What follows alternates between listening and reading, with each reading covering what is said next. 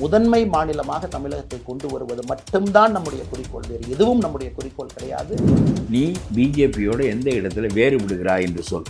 எதையோ ஒன்று தேவையில்லாத என் வாயில் நாளைக்கு திணிச்சா என்ன, இப்போ திணிச்சா என்ன, எப்பவும் திணிக்கிறீல்ல நீ. இதெல்லாம் முட்டாள்தனமான பேச்சு. இப்போ அவருடைய இயக்கமே வந்து தேவையில்லாத ஒரு விஷயம்னு நீங்க சொல்றீங்க. தேவையில்லாத வேஸ்ட். நீங்க இப்ப வேஸ்ட்னு ஃபீல் பண்றதுக்கு ஏதாவது ஒரு காரணம் அதுதான் சொல்றேன் உனக்கு.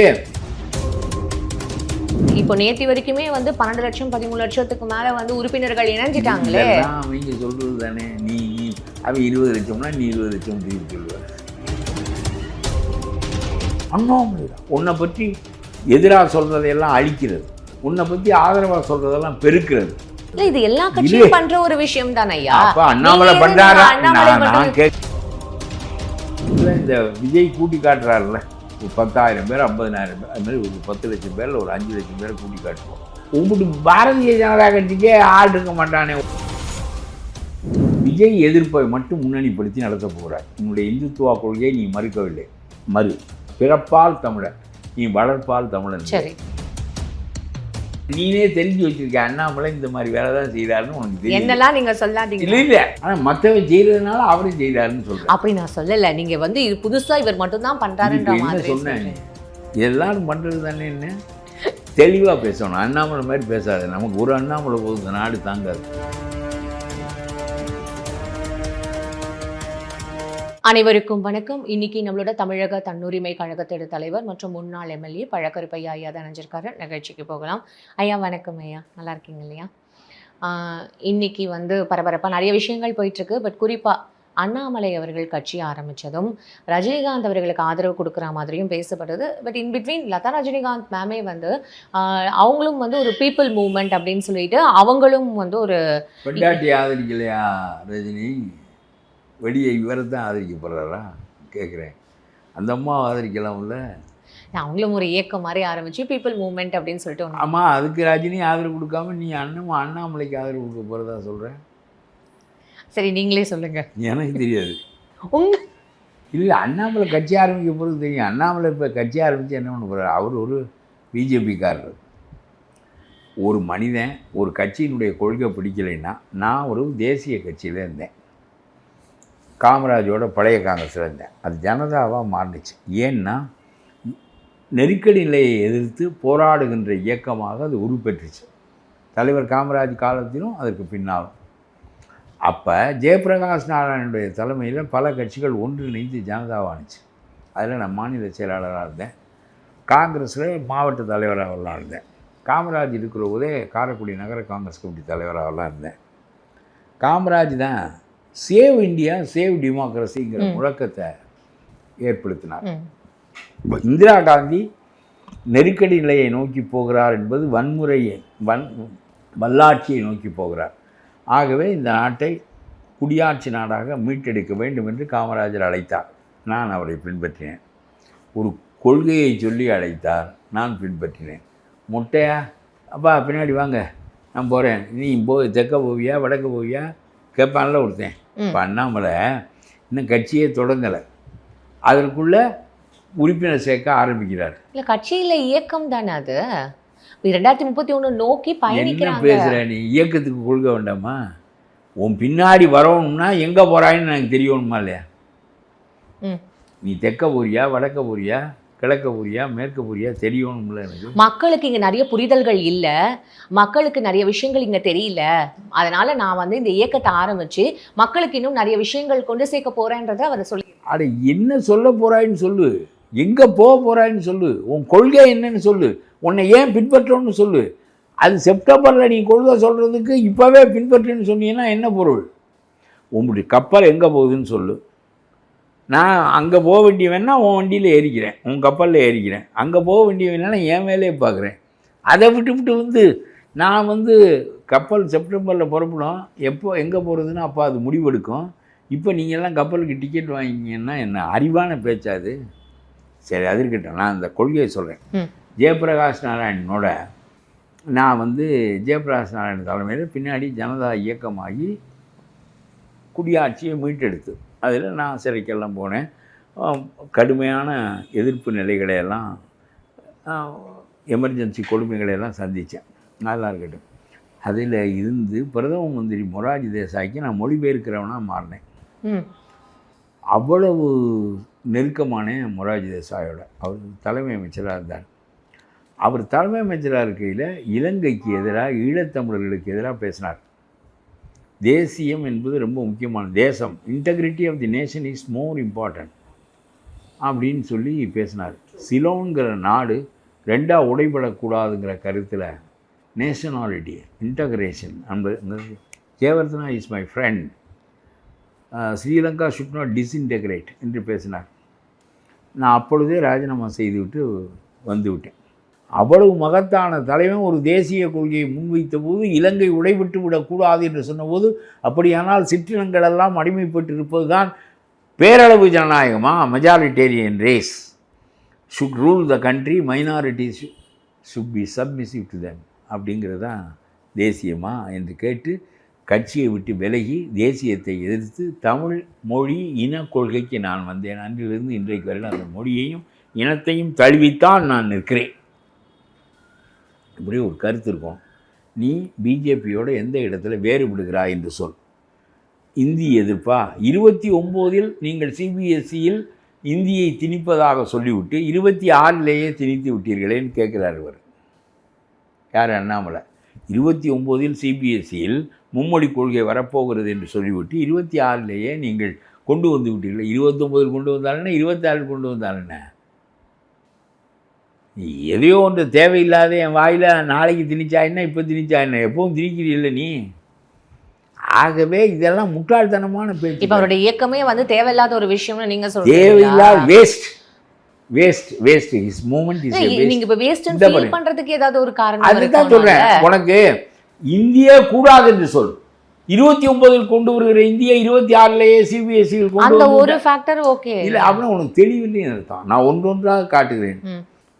உனக்கு வந்து you have no clarity at all. தெளிவில்லை உனக்கு. அதனால தான் இந்திய கூடாது என்று சொல்வது ஒரு கொள்கை. 29க்கு பதிலாக 26லேயே கொண்டு வருகிறாய் என்றால் அது என்ன கொள்கை? இது என்ன கொள்கை? எதற்காக சிபிஎஸ்சியில் இந்தி படிக்க வேண்டும்?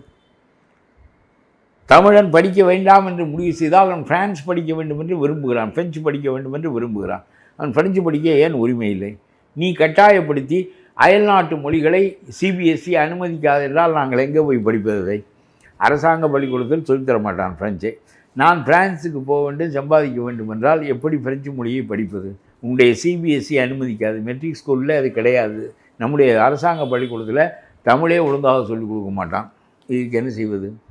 இது என்ன கொள்கை என்று பேசுகிறாய் என்று கேட்கிறேன். ஒரு கொள்கைன்ற மாதிரி எந்த ஒரு விஷயம் இது இருங்க. நீ என்ன சொல்லணும்? ஐ டிஃபர் ஃப்ரம் மோடி அப்படின்னு சொல்லிட்டு இவையெல்லாம் எங்கெங்கே நீ வேறுபடுற? இந்தியை நான் எதிர்க்கிறேன். ராஜாஜி ஒருவர் தான் இந்தியையும் திணித்தார், இந்தியையும் எதிர்த்தார். 37 இந்தியை திணித்தவர் ராஜாஜி தான். பிறகு இந்தியாவுக்கு தேசிய மொழியாக இருக்கின்ற தகுதி இந்திக்கு கிடையாது. English should be the link language for India for ever என்று சொன்னவர் ராஜாஜி தான். மாறுவதற்கான காரணத்தை சொல்லு, மாறு. இப்பொழுது அது மாதிரி ஏதாவது ஒரு காரணம் சொல்றியா? செப்டம்பரில் நீ அறிவிப்பதற்கு இந்த ரயில் எந்த ஊருக்கு போகும் என்று நாளைக்கு சாயங்காலம் அறிவிப்பு வரும். அப்போ இப்போ எதுக்கு டிக்கெட் வாங்க சொல்கிற? எந்த ஊருக்கு நாங்கள் டிக்கெட் வாங்குறது? இந்த ரயிலில் ஏறுறதுக்கு டிக்கெட் வாங்க சொல்கிற. இப்போவே என்னோட சேருங்கிற, அப்புறம் ஆன்லைனில் சேருங்கிற, எங்கே போகிறதுக்கு சேர்றது? நீங்கள் சொல்கிறீங்க, நீங்கள் இப்படி கேட்டுட்டு இருக்கீங்க. இப்போ நேற்று வரைக்குமே வந்து 12 லட்சம் 13 லட்சத்துக்கு மேலே வந்து உறுப்பினர்கள் இணைஞ்சிட்டாங்களே. அவங்க சொல்கிறது தானே. நீ அவன் 20 லட்சம்னா நீ 20 லட்சம் திருப்பி சொல்லுவேன். இதெல்லாம் போய் அது இருக்கு. அதுவும் நீங்கள் நம்பலை. இது யார் சரி பார்ப்பது? எங்கே ஒரு இடத்துல இந்த விஜய் கூட்டி காட்டுறாருல, ஒரு 10,000 பேர் 50,000 பேர், அது மாதிரி ஒரு 10 லட்சம் பேரில் ஒரு 5 லட்சம் பேரை கூட்டி காட்டுவோம். உங்களோட கொள்கை உங்கள்கிட்ட பாரதிய ஜனதா கட்சிக்கே ஆள் இருக்க மாட்டானே, 1 லட்சம் 2 லட்சம் பேர் தானே இருப்பேன். அப்புறம் நீ அந்த கட்சியினுடைய சாயலில் தோற்றுவிக்கிற கட்சிக்கு என்னன்னு 12 லட்சம் பேர் வர்றேன். அண்ணாமலை அவரோட தைரியம், அண்ணாமலை அவரோட ஆட்டிடியூட், அண்ணாமலை பேசுற அந்த ஒரு நாலேஜ் ஸ்கில்ஸ், அதுக்காக மக்கள் இளைஞர்கள் கூட்டம் அவரை தேடி போகலாம் இல்லையா? ஆட்டிடியூடெல்லாம் நீனாக விளம்பரப்படுத்தி கொண்டது. லக்ஸ் சோப், வைஜெயந்தி மாலாவின் சரும மேனியின் ரகசியம் என்ன? லக்ஸ் சோப் அப்படின்னு விளம்பரம் பண்ணுவேன் சின்ன பிள்ளையில். இல்லை நான் அடாடா இன்னைக்கு தான் நமக்கு வைஜெயந்தி மாலாவின் சர்ம மேனியின் ரகசியம் தெரிந்தது. நான் லக்ஸ் வாங்கினேன். நீங்களும் லக்ஸ் போட்டீங்க? ஆமாம், லக்ஸ் தான் அந்த காலத்துலேருந்து. அப்புறம் பார்த்தீங்களா பற்றியெல்லாம் இந்த மாதிரி தான் நம்மளை ஏமாத்துறேன். அப்போ எனக்கு வயசு 10, 12ன்னு வச்சுக்க. அப்போ எனக்கு புரியலை. நீ இந்த மாதிரி வயசுல 30 வயசில் இருக்கவனையெல்லாம் புரியாமல் அடிச்சு விளம்பரம் அதெல்லாம். அதாவது are you a product? Is Annamalai a product? எனது why do you need advertisements? இதுக்கு எதுக்கு வார் ரூம்? அண்ணாமலைடா உன்னை பற்றி எதிராக சொல்கிறதையெல்லாம் அழிக்கிறது, உன்னை பற்றி ஆதரவாக சொல்கிறதெல்லாம் பெருக்கிறது, உனக்கு எதிரான யூடியூப்லாம் விலைக்கு வாங்குறது. இது எல்லா கட்சியும் பண்ற ஒரு விஷயம் தானே ஐயா. அப்போ அண்ணாமலை பண்ணுறாரா? நான் கேட்குறது ஒன்று, இவர் பண்ணுறாரு, மற்ற கட்சி பண்ணுறான், நான் திமுக தப்பு பண்ணுறேன் அப்படின்னா நீனும் பண்ணணுமா? எனக்கு சொல்லணும். எல்லா கட்சியும் பண்ணுற நீனே தெரிஞ்சு வச்சுருக்க அண்ணாமலை இந்த மாதிரி வேலை தான் செய்கிறாருன்னு உனக்கு தெரியும். என்னெல்லாம் நீங்கள் சொல்லாதீங்க. இல்லை நீ தெரிஞ்சு வச்சுருக்க. ஆனால் மற்றவன் செய்கிறதுனால அவரும் செய்கிறாருன்னு சொல்கிறேன். அப்படி நான் சொல்லலை. நீங்கள் வந்து இது புதுசாக இவர் மட்டும்தான் பண்ணுறாரு. இப்போ என்ன சொன்னேன்? எல்லாரும் பண்ணுறது தானே. என்ன ஐயா தெளிவாக பேசணும். அண்ணாமலை மாதிரி பேசாது. நமக்கு ஒரு அண்ணாமலை போதும், இந்த நாடு தாங்காது. இந்த மாதிரி நான் என்ன சொல்கிறேன், வார் ரூம் வச்சுக்கிறது, ஆளுங்கட்சி பலத்தை பயன்படுத்துவது, மேலேருந்து பணம் அள்ளி தட்டப்படுது. மோடி லஞ்சம் வாங்க மாட்டார். ஆனால் அந்த கட்சி எல்லா முதலாளிகிட்டும் பணம் வாங்கி நாட்டே பணத்தால் அடித்து கெடுக்குது. இப்போ எனக்கு மார்ட்டின் 1200 கோடி ரூபா கொடுக்குறாரு. லாட்ரி மார்ட்டின் எதுக்கு? யாருக்கு? பிஜேபிக்கு 500 கோடி ரூபா திமுக கொடுக்குறாரு. எதுக்கு? சரி, அது இருக்கட்டும். நான் என்ன சொல்ல வருகிறேன் என்றால், பணம், மத்திய அரசாங்கத்தினுடைய அதிகாரம், எல்லா முதலாளிகளுக்கும் தேவைப்பட்டுச்சு அந்த அதிகாரம். அதுக்கு கொண்டே இணைச்சி விட்டேன். பணம் உங்கள் கைக்கு வருது. ஒரு 2000 4000 கோடி கட்சி நடத்துவதற்கு வைத்திருக்கிறா என்று சொல்கிறார்கள். மேலும் டெல்லியினுடைய ஆளாகத்தான் நீ இதை நடத்தப் போகின்ற காரணத்தினால் டெல்லி உனக்கு பணம் அளிக்கும். என்ன இப்போ விஜய் எதிர்ப்பை மட்டும் முன்னணிப்படுத்தி நடத்தப் போகிறாய். உன்னுடைய இந்துத்துவா கொள்கை அழிவில்லை. உன்னுடைய இந்துத்துவா கொள்கையை நீ மறுக்கவில்லை. இந்துத்துவ நாம் இந்துவே இல்லை உனக்கு. நீ ஒரு நல்ல தமிழன் என்கின்ற காரணத்தினால், பிறப்பால் தமிழன், நீ வளர்ப்பால் தமிழன். சரி, பிறப்பால் தமிழன். நமக்கு உரிய கொள்கை இல்லை இந்துத்துவா. நமக்குரிய மதம் இல்லை இந்து மதம். அது பிராமண மதம், அது வேத மதம். புரியுதா? அது இந்து என்ற பெயராலே நம்ம எல்லாம் ஒற்றுமைப்படுத்தி நம் மீது சவாரி செய்கிறது. ஆகவே நாம் நம்முடைய சைவத்தை வைணவத்தை இழந்து விட்டோம். நம்முடைய தமிழ் சமயங்கள் வேறு, வேத சமயம் வேறு, பிராமண சமயம் வேறு. அவர்களுக்கு சமஸ்கிருதம் அடிப்படை, அவர்களுக்கு சாயந்தரம் சந்தியாவந்தனம் பண்ணுவது அடிப்படை, நமக்கு இதெல்லாம் கிடையாது. ஆகவே இந்து மதம் என்றே இருக்கக்கூடாது என்று நான் சொல்கிறேன். நீ இந்து மதத்தை ஏற்றுக்கொள்கிறவன், என்ன புதிது உன்னிடம் இருக்கிறது? இப்போ இது பிஜேபி இவரை இயக்குதுன்னு சொல்கிறீங்களா? இல்லை, பிஜேபியினுடையது என்னென்ன வேறுபடுகிறார்? நான் இந்து இல்லை, நான் இந்து என்பதை பழகற்பியாவை போல உணர்ந்து விட்டேன். அது நாம் சைவம் அல்லது வைணவம், நம் குலதெய்வ வழிபாட்டினர், நாம் இந்துக்களிலே சமஸ்கிருதம் நமக்குரிய மொழி இல்லை, வேத மதம் நமக்குரிய மதம் இல்லை.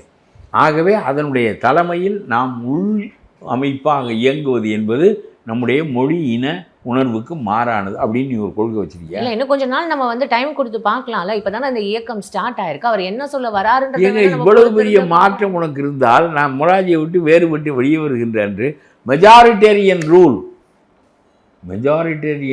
Is the rule of the integration of a country என்று நான் பேசினேன். Majoritarian rule is the rule of the integration of the country. This rule should go. Majoritarian race, அதனுடைய சர்வைவலுக்கு மைனாரிட்டிஸ் ஷுட் செர்வ் தம் என்பது சரியான கொள்கை இல்லை என்று சொன்ன உடனே சொல்லு. தப்பு என்றால் 2, 2, 5 என்று சொன்னால் தப்பு என்று உடனே சொல்லு. செப்டம்பருக்கு தேதி தள்ளி வைக்காதே.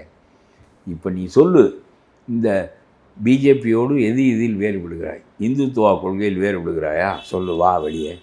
இந்தி கொள்கையில் வேறுபடுகிறாயா? வா வெளியே. 10ஆம் வசதி கொள்கைகளில் இந்தியா என்பது அது டில்லியினுடைய ரூல் தான் ரூலு, மற்றவற்றினுடைய இதெல்லாம் சும்மா they should be submissive to Delhi என்று உன்னுடைய கருத்தாக சொல்லு. எங்களுக்கு தெரிய வேண்டும். ஒன்றுமே சொல்லாமல் இந்த வண்டி எங்கே போகும்னே சொல்லாமல் ரயிலுக்கு டிக்கெட் வாங்குங்கிறிய. வாங்குறானே 10 பேர், அவனுக்கு புத்தி இருக்கா? இந்த வாங்குறானே 10 பேர் எல்லாருமே இளைஞர்கள் தானே. அவங்களுக்கு தெரியாதுன்றது நீங்க சொல்றதை வச்சுக்கிட்டு ஐயா நீங்க சொல்ற பாயிண்ட் எனக்கு புரிஞ்சது. எங்க விஷயம் என்ன எதுன்றதை எதுவுமே கிளாரிஃபை பண்ணாம ஒரு இயக்கத்தை ஸ்டார்ட் பண்ணி அதுலயும் மக்கள் எல்லாம் சேர்த்து வச்சிட்டு இருக்கே என்ன அப்படின்றது நீங்க கேட்கறது எனக்கு புரியுது. சேர்த்து வச்சதா அவர் சொல்றாரு, சேர்ந்தானா சேரலையான்னு யாருக்கும் தெரியாது. அது ஒரு பக்கம் இருக்கட்டும். இதுல பிஜேபி செய்ய போற பங்களிப்பு என்ன அதுவும் தெரியல. இவர் யாருக்கு உதவ போறார்? விஜயை திட்டுறதுக்கு டிஎம்கேயும் ஐடிஎம்கேயும் திட்டுது. இவனுடைய Vijay is rule is an ignorant rule. ஒரு அறியாமை மிகுந்த ஆட்சி. அது ஒரு லாட்ரிக்காரன் நடத்துகிற ஆட்சி. இவர் அவங்ககிட்ட வித்துட்டார் இந்த கட்சியை. நான் 100 தடவை சொல்லுகிறேன், it is an ignorant rule. அவருக்கு எதுவும் தெரியாது. நாட்டினுடைய முதலமைச்சர் எழுதி படிக்கிறார், நாட்டினுடைய எதிர்க்கட்சி தலைவர் எழுதி படிக்கிறார். 2 பேருக்கும் சொந்தமாக சிந்திச்சு பழக்கம் இல்லை, படித்து பழக்கம் இல்லை, சொந்தமாக கருத்து வச்சு பழக்கம் இல்லை. இதுக்கு முன்னாடி இருந்த ஆட்சியில் கூட தான் அந்த மாதிரி எழுதி வச்சுலாம் படிச்சு யாரு? ஸ்டாலின் அவர்களும் உதயநிதி அவர்களே எல்லாருமே இது தெரியல. சொல்லு, ஸ்டாலினுக்காக கொஞ்சம் பழக்கம் உண்டு அரசியல். அவங்க அப்பாவால் ஒரு 20-30 ஆண்டுகள் பயிற்றுவிக்கப்பட்ட பழக்கம் உண்டு. அவருக்கு தன்னுடைய கட்சியின் கொள்கைகளாவது என்னன்னு தெரியும். அவர் பெரிய ஊழலின் கடைசி இந்த பேரரசை, ரோம பேரரசை வீழ்த்திய கடைசி மனிதன் அவர். இனிமேல் திமுக எந்திரிச்சு வருவது எளிதில்லை. எவ்வளவு சிறந்த கொள்கைகள் உள்ள கட்சி. தமிழனுக்காக, தமிழ் இனத்திற்காக தோற்றுவிக்கப்பட்ட மாபெரும் இயக்கம் திராவிட இயக்கம். நான் காந்தியால் ஈர்க்கப்பட்டு, தேசிய இயக்கத்தால் ஈர்க்கப்பட்டு, காமராஜரால் ஈர்க்கப்பட்டு அவர்களிடம் போய் எமர்ஜென்சியை எதிர்த்து போராடி பிறகு தமிழ் ஈழம், தமிழ் இனம் தன்னுடைய உரிமையை பெற வேண்டும் என்பதற்கு தலைகீழாக திரும்பியவன் நான். இன்றைக்கு சொல்லுகிறேன், உன்னுடைய திராவிட இயக்கம் உன்னுடைய ஊழலால் அழிந்து விடக்கூடாது. இன்னும் 2000 ஆண்டுகளுக்கு திராவிட இயக்கம், இந்தியா உள்ளளவும் திராவிட இயக்கம் இருக்க வேண்டும். ஏனென்றால் இந்தியாவை உருவாக்கியவை 2 நாகரிகங்கள். ஒன்று பிராமணர்களின் வேத நாகரிகம், இன்னொன்று தமிழர்களின் திராவிட நாகரிகம், சிந்து சமவெளி நாகரிகம். தெரியுதா? அதனால் நாம் 2 இனங்கள் தான் இந்த நாட்டை வழிநடத்த தகுதியானவர்கள். நீ என் மீது குதிரை ஏறக்கூடாது. அதனால் நீ வேத மதத்தை நீ கடைப்பிடி. தமிழ் சமயங்கள் மற்றும் வேத சமய அறநிலையத்துறை என்று வைத்துக்கொள்வோம். நீ சாயந்தரம் சந்தியாவந்தனம் பண்ணி சமஸ்கிருதத்தில், நான் காலையில் திருமந்திரம் படிக்கிறேன் தமிழில். சரி, நம்ம 2 பேரும் சேர்ந்த துறை இருக்கட்டும். அவருடைய நோக்கத்தை அரசு நிறைவேற்றட்டும். நீ என்னோட சேர்ந்தா என் முதுகில் ஏறி உட்காந்துக்கிற. உன்னை நீ ஏற்றிக்க மாட்டா, என்ன நீ என் மேலே ஏறி உட்காந்துக்குவ. அப்புறம் நான் தீட்டும்பேன், என்னை கீழைம்பேன். இதெல்லாம் தேவையில்லாத வேலை. அதனால் நான் பிராமணனுடைய அறிவை மதிக்கிறேன். அவனுடைய அறிவு இந்த நாட்டுக்கு பயன்பட வேண்டும் என்று நினைக்கின்றேன். அதனால் பெரியார் சொன்னது போல் இந்த பிராமணனை ஒழிக்கணும் என்பதல்ல, பிராமணனுடைய அறிவு பயன்பட வேண்டும். அவனை தனி மதமாக வைத்தால் பயன்படுவேன். நம்மளோட சேர்ந்துருந்தால் நம்ம குனிஞ்சோன்னு ஏறி உட்காந்துக்குவேன். அவனால் ஏறி உட்காராமல் இருக்க முடியாது. நம்ம பக்கத்தில் ஒருத்தர் குனிஞ்சிக்கிட்டு இருந்தால், ஏன்பா குனிஞ்சிக்கிட்டு இருக்கேன், முதுகு வலிக்குமே நிமிருன்னு சொல்லுவோம். அவன் குனிஞ்சிக்கிட்டு இருக்கான், ஏறி உட்காந்துருவேன். அவனுக்கு ஏறி உட்காந்தே பழக்கம். யூதனுக்கும் பிராமணனுக்கும் அந்த மேட்டிமை உணர்வு போகவே போகாது. இது ஒரு பக்கம். இது எப்படி கருத்து சொல்கிறேன்? இந்த மாதிரி சொல்லு நீ, இந்த அண்ணாமலை ஆமான்னு சொல்லு, இல்லை இல்லைன்னு சொல்லு.